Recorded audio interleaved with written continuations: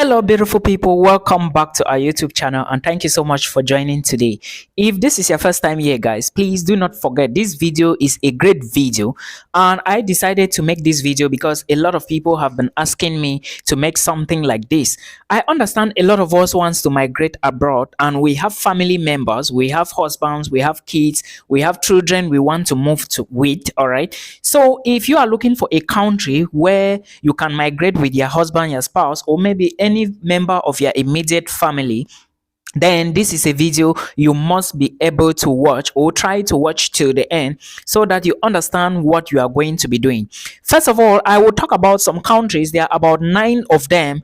Then at the extreme end, I will talk about one of the countries I just noticed right now that can accept you as an international student and accept your wife or your husband, but there are documents you need to submit when you are moving with spouse. You understand? Maybe you are going to be providing a marriage certificate.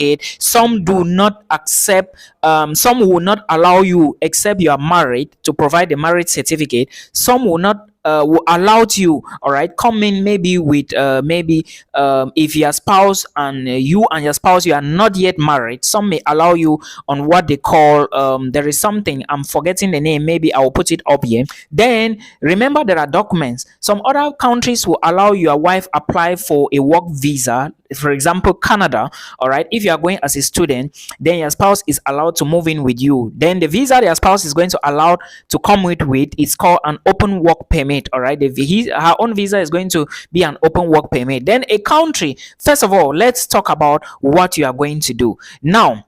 Canada, with Canada, you can travel with your spouse to Canada, all right, on a study visa.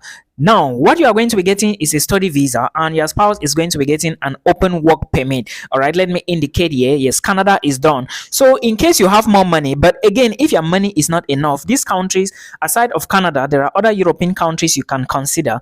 All right, so let's talk about the next country, and the next country on our list is Finland.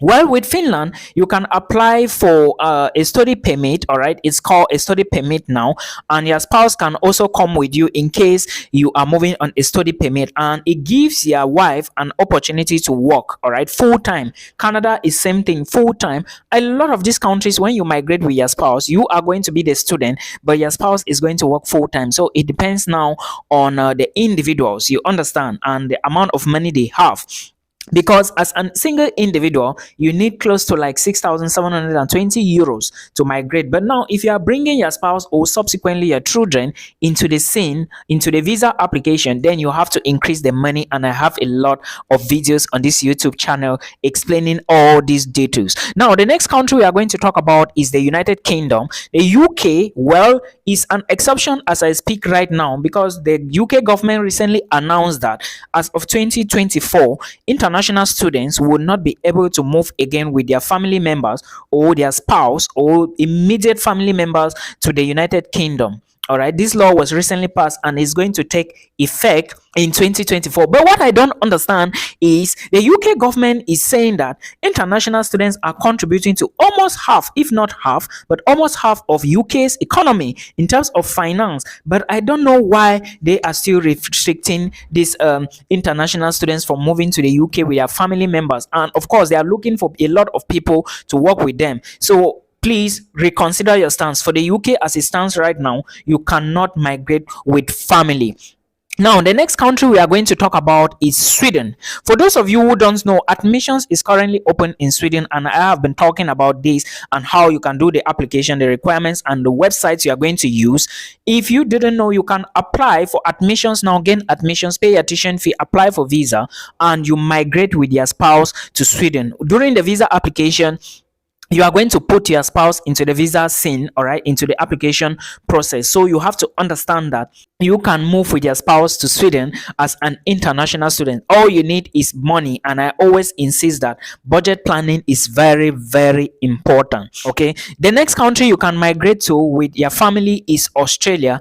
And if you didn't know, in most Australian universities, as soon as you get admissions, you are going to pay part of the deposit, and most of the time it's usually half of your tuition fee before you can apply for the study visa. Sometimes Sweden also charge very high, but I think looking at Sweden and Australia, Sweden is not that expensive. Well, I may not know the tuition fee range for Australian universities or colleges, but I believe that with Sweden it is going to be more affordable. But if you have a lot of money, know that you can move to Australia with your spouse or children.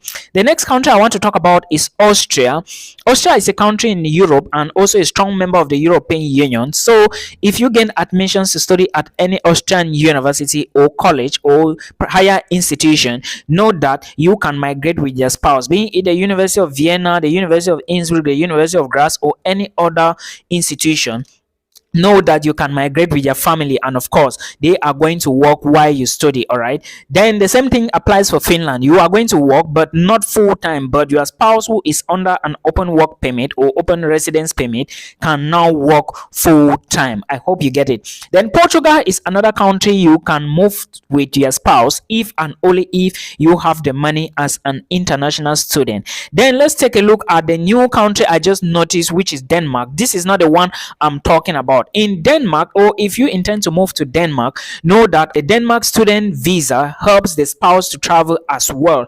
And what is going to happen after the spouse travel? The completion of the application is going to be done when the spouse already have his or her student visa. And now remember, the student has the student visa, but the spouse is going to be under what we call a spouse's open work permit. All right, it's very common. A lot of people don't know about this, but again, remember, Denmark is not really that affordable compared to maybe Latvia, Lithuania, and all the rest. Though you cannot migrate to some of these countries I just mentioned, especially the Baltic countries, with a family. I hope you understand. Then the next country I'm going to talk about is the United States of America. As a master's or PhD student in the US, you can travel with your spouse, but remember that when you are looking at certain courses like bachelor's, you may not be permitted to travel to the US with your family. Now, I want to draw your attention to something. These other countries I didn't mention here, or any other country in the European Union or in the West, if I didn't mention the country, know that if you are a PhD student or a researcher or going on research, then you can definitely move to these countries with your family. I mean an exception if you are going on research like PhD or maybe research work. All right, you can be permitted to migrate with your family because they know that research take a lot of time. Of course, they are going to see your offer letters. I hope you understand.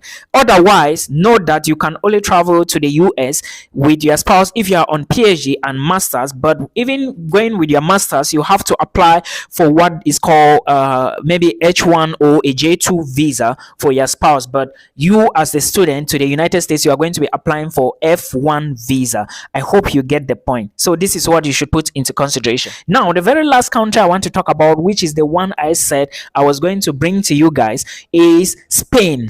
I just realized that if you want to move to Spain as an international student, you can now apply for your family as well, or your spouse. But remember, you are going to be showing money for them as well. And remember, for Spain, you need at least 7,000, close to 7,000 euros in order to apply for your study visa. This does not include how much you've paid for tuition fee. This is proof of funds separately, because per month you need close to like 600 euros to spend in Spain. And now remember, if you are moving with family, there are documents you need to submit. All right, the documentation include, which I'm going to talk about the other video. There is a video on the channel which I talked about requirements to study in Spain. Please watch that video. All right, I don't want this one to be so long so that it won't complicate us. But remember, in the case of marriage, or maybe if you have a child, or not marriage, you may be submitting your marriage certificate, you may be submitting birth certificate, you may be submitting maybe on married couple certificate or something like that, but you must be able to show proof and other documentations. All right, remember, these certificates now, birth certificate, marriage certificate, has to be translated to Spanish. They have to be legalized at the level of the Ministry of Foreign Affairs, and they have to be legalized at the Ministry